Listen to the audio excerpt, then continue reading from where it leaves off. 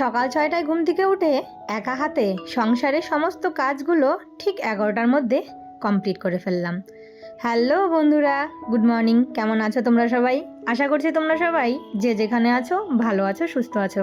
আর তোমাদের সকলের ভালোবাসাতে আমরাও ভালো আছি। তো আমার আরও একটি নতুন ভিডিওতে তোমাদের সকলকে অনেক স্বাগত জানাই। আজকে হচ্ছে শনিবার, শুক্রবার, আর এখন বাজে ঘড়ির কাঁটায় ওই সকাল ৬টা মতো। তাহলে চলো আজকের ভিডিওটা এখন থেকেই শুরু করছি। আশা করি ভিডিওটা তোমাদের একটু হলেও ভালো লাগবে। তো ঘুম থেকে উঠে সমস্ত বাসি কাজগুলো সেরে নিয়েছি, তারপর চান টান করে চলে আসলাম সোজা ছাদে। তো কয়েকটা জামা কাপড় ছিল, সেগুলো ধুয়ে মেলে দিলাম। আর জামা কাপড় তো রোজই থাকে, সেগুলো রোজই কাঁচা ধোয়া করতেই হয়। মানে কাঁচা ধোয়ার থেকে যতই বলি রেহাই নেই।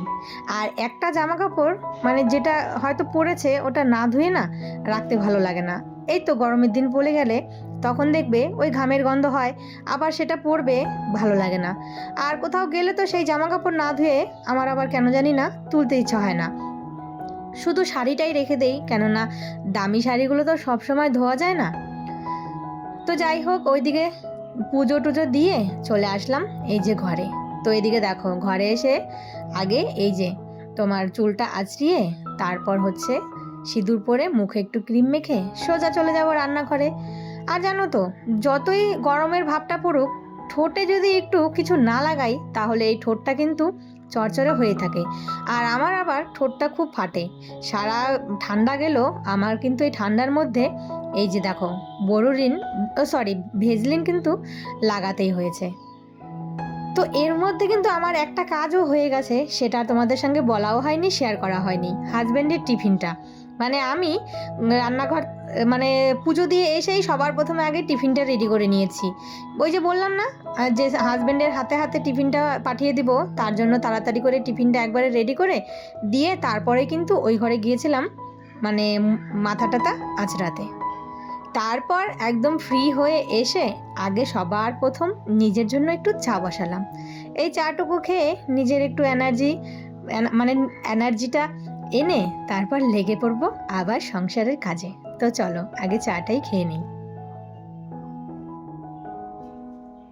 এইদিকে বিছানা দেখো একদম পরিপাটি গোছানো। তো আজকের বিছানাটা কে গুছিয়েছে তোমরা যদি কেউ আইডিয়া করতে পারো তাহলে অবশ্যই কমেন্ট করে জানিও। হ্যাঁ, 2 দিন থেকে আমি বিছানা গোছাচ্ছি না, আমার একটা কাজ কমেছে এই বিছানা গোছানোর থেকে। তো চলো জানলাগুলো খুলে দিই। আর ওইদিকে রান্নাঘরে গিয়ে না সবজি টবজিগুলো কেটে এসেছি। তো তোমরা যদি আইডিয়া করতে পারো তাহলে বলো যে বিছানাটা কে গুছিয়েছে। আর বাজে কটা দেখো, এই যে 9টা বাজতে 10 মিনিট বাকি। আর এদিকে আমার রান্নাঘরের সবজি কাটছিলাম তো এখানে বসে বসে। আর সকালে হাজব্যান্ডের টিফিন তো দিয়ে দিয়েছি। তো এই যে করব হচ্ছে ডিমের ঝোল। আর এই আলুগুলো তো কালকের হচ্ছে তোমার গাছে ছিল, তো এগুলো দিয়ে দেবো। আর সকালে না ডাল সেদ্ধ করেছি, আর এই যে তোমার আলু সেদ্ধ, ডালটা ফোড়ন দিব। তার আগে এদিকে আমি এই যে ভাত বসিয়ে দিয়েছি, আর এদিকে ডিমটা আর আলুটা সেদ্ধ করে নেব। ডিম আর আলুটা সেদ্ধ হতে হতে তোমাদের কিছু মিষ্টি কমেন্টের রিপ্লাই দিচ্ছি। একটা কমেন্টের রিপ্লাই না দিয়ে আমি পারলামই না, এই কমেন্টটা পেয়ে আমি হাসবো না কী করব ভেবেই পাচ্ছি না। তো সাথী বোন আমাকে কমেন্ট করেছে, দিদি ভাই একটা কথা বলবো, তুমি এত রোগা হয়ে যাচ্ছ কেন, কি কোনো খবর আছে নাকি? যাই হোক, ভিডিওটা খুব ভালো লাগলো। না গো বোন, কোনো খবর নেই। আর যদি খবর থাকে তাহলে কিন্তু সেই খবরটা আগে তোমরাই পাবে। তো সেরকম কোনো ব্যাপার না, হয়তো উপর ছিলাম তার জন্যই হয়তো শরীরটা একটু লাগছে ওই রকম, আর চোখ মুখগুলো একটু বসে গেছে। তো উপোস থাকলে কিন্তু চোখ মুখগুলো দেখবে একটু বসে যায়। আর কয়েকদিন থেকে সকালে রুটি খাচ্ছি, আর আমি একটু অবশ্য রোগা হয়েছি, সেটা আমি আমার নিজেও বুঝতে পারছি। তো সেই দিনে মাও বলছিল যে একটু তুই কিন্তু রোগা হয়ে গেছিস। তো যাই হোক, কোনো খবর টবর নেই, খবর থাকলে অবশ্যই তোমাদেরকে বলবো। তারপর রাখি দিদিভাই কমেন্ট করেছে, আজ আমি প্রথম কমেন্ট করলাম, কি সুন্দর আলু হয়েছে, তোমার ভালোই সবজি হয়, অনেকটা বড় হয়ে গেছে, পেঁয়াজ গাছগুলো ভালো থেকো। তুমিও ভালো থেকো দিদিভাই। হ্যাঁ, পেঁয়াজ গাছগুলো না খুব তাড়াতাড়ি বড় হয়ে গেছে আর পাতা ছেড়েছে, মানে আমার না খুব ভালো লাগছে দেখে। তারপর শ্যামলী দিদিভাই কমেন্ট করেছে, তারপরে হচ্ছে তোমার মৌমিতা বোন। তো মৌমিতা বোন, তোমার নামটা না সেদিন তুমি কি বলেছিলে ভুলে গেছি। তো তুমি যদি ভিডিওটা দেখে থাকো তাহলে তোমার নামটা অবশ্যই বলো তো। আর তোমরা মানে শ্যামলী দিদিভাই আর মৌমিতা বোন কমেন্ট করেছে যে তোমরা মানে তুমি তোমাকে খুব ক্লান্ত লাগছে দেখতে।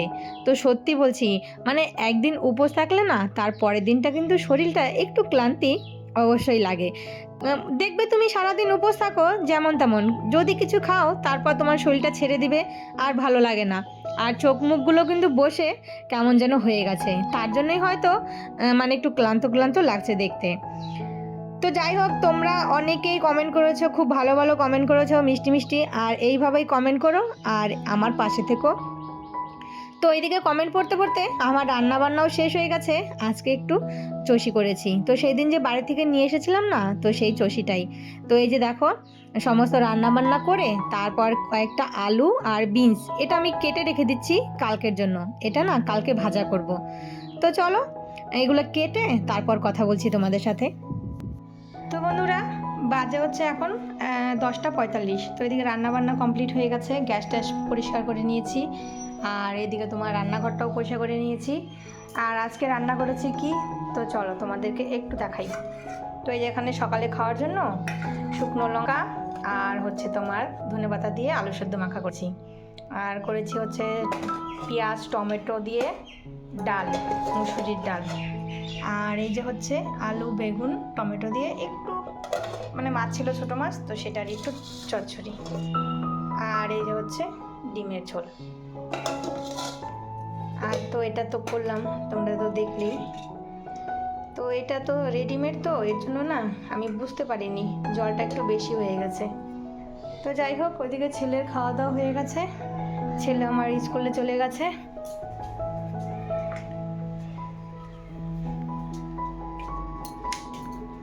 ওই যে দেখো, তো এখনও খাওয়া দাওয়া হয়নি আমাদের, তো এখন খাওয়া দাওয়া করবো।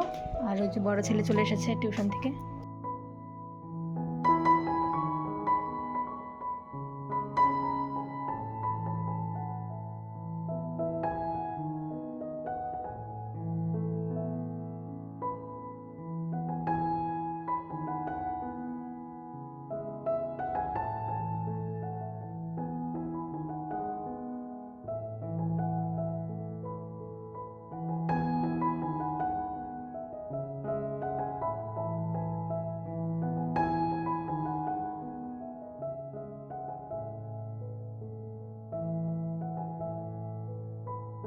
ছেলে ভাত খাবে তার জন্য কয়েকটা পাঁপড় ভেজে দিচ্ছি, আর ডালের সঙ্গে আমার ছেলেরা কিন্তু পাঁপড় ভাজা বেশ ভালোই খায়। তাহলে চলো বন্ধুরা, আজকের ভিডিওটা তাহলে এখানেই শেষ করি। সবাই ভালো থেকো, সুস্থ থেকো, আবারও দেখা হবে তোমাদের সাথে নতুন কোনো ভিডিওর সাথে।